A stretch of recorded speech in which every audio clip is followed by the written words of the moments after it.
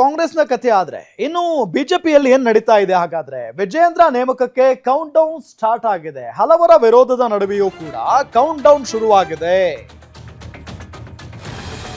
ರಾಜ್ಯಾಧ್ಯಕ್ಷರ ಬದಲಾವಣೆ ಆಗಬೇಕು, ವಿಪಕ್ಷ ನಾಯಕರ ಬದಲಾವಣೆ ಆಗಬೇಕು, ಈ ರೀತಿಯಾದಂತಹ ಒಂದು ಚರ್ಚೆ ಬಿಜೆಪಿಯಲ್ಲಿ ನಡೀತಾ ಇರೋದು. ವಿಜಯೇಂದ್ರ ಅವರೇ ಮುಂದುವರಿಯುವಂತೆ ಹೈಕಮಾಂಡ್ ಸಂದೇಶವನ್ನ ರವಾನೆ ಮಾಡಿದೆ ಅಂತ ಹೇಳಲಾಗ್ತಾ ಇದೆ.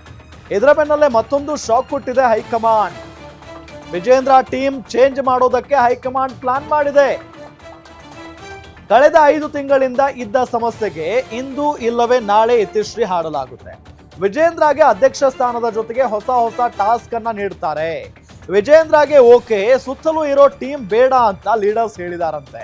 ಈಗಿನಿಂದಲೇ ಕೆಲ ಜಿಲ್ಲಾ ಪದಾಧಿಕಾರಿಗಳನ್ನ ನೇಮಕ ಮಾಡಿರುವ ಹೈಕಮಾಂಡ್ ವಿಜಯೇಂದ್ರ ನೇಮಕ ಬಳಿಕ ಮತ್ತಷ್ಟು ಪದಾಧಿಕಾರಿಗಳ ನೇಮಕ ಮಾಡುವಂತ ಸಾಧ್ಯತೆ ಇದೆ.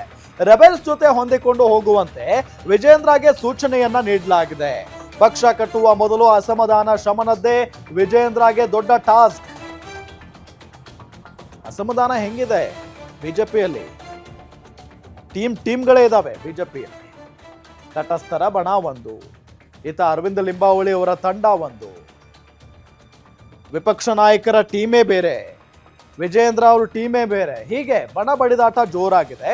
ಜೊತೆಗೆ ಈಗ ಅರವಿಂದ ಲಿಂಬಾವಳಿ ಅವರು, ಒಂದಿಷ್ಟು ನಾಯಕರಿದಾರಲ್ಲ, ಅರವಿಂದ ಲಿಂಬಾವಳಿ ಸೇರಿದಂತೆ ರಮೇಶ್ ಜಾರಕಿಹೊಳಿ ಅವರು, ಆ ಟೀಮ್ ಎಲ್ಲ ಹೇಳ್ತಾ ಇರೋದು ವಿಜಯೇಂದ್ರ ಯಾವುದೇ ಕಾರಣಕ್ಕೂ ರಾಜ್ಯಾಧ್ಯಕ್ಷರಾಗಿ ಮುಂದುವರಿಬಾರದು, ಅದನ್ನ ನಾವು ಒಪ್ಕೊಳ್ಳೋದಕ್ಕೆ ರೆಡಿ ಇಲ್ಲ ಅಂತ ಹೇಳಿ.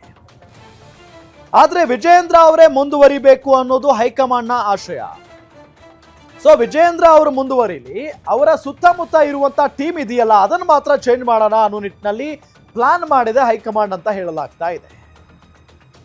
ಇದ್ರ ಜೊತೆಗೆ ವಿಪಕ್ಷ ನಾಯಕರ ಕತೆ ಏನು, ಅದಕ್ಕೆ ಮುಂದೆ ಬರ್ತೀವಿ.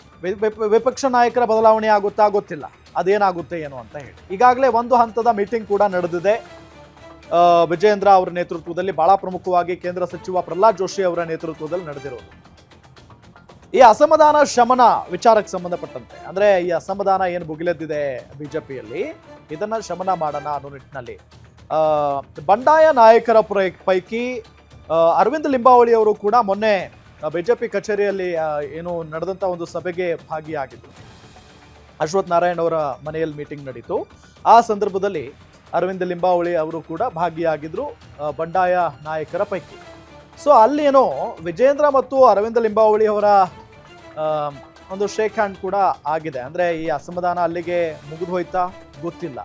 ಅದಾದ ನಂತರ ಅರವಿಂದ್ ಲಿಂಬಾವಳಿ ಅವರನ್ನ ಕೇಳಿದ್ರೆ ಇಲ್ಲ, ಅಲ್ಲಿ ಅಸಮಾಧಾನ ವಿಚಾರಕ್ಕೆ ಸಂಬಂಧಪಟ್ಟಂತೆ ಏನೋ ಮಾತುಕತೆ ಆಗಿಲ್ಲ ಅನ್ನೋ ನಿಟ್ಟಿನಲ್ಲಿ ಹೇಳಿಕೆಯನ್ನ ಕೊಟ್ಟಿದ್ದಾರೆ. ಆದ್ರೆ ವಿಜಯೇಂದ್ರ ಅವರಿಗೆ ಮೊದಲ ಟಾಸ್ಕ್ ಇರೋದೇ ಅದು. ನಿಮ್ಮ ವಿರೋಧಿಗಳು ಯಾರ್ಯಾರೆಲ್ಲ ಇದ್ದಾರೋ ಅವರನ್ನ ವಿಶ್ವಾಸಕ್ಕೆ ತೆಗೆದುಕೊಂಡು ಅವ್ರ ಜೊತೆಗೆ ನೀವು ನಡಿಬೇಕು ಅನ್ನೋ ನಿಟ್ಟಿನಲ್ಲಿ ಟಾಸ್ಕ್ ಕೊಟ್ಟಿದ್ದಾರಂತೆ.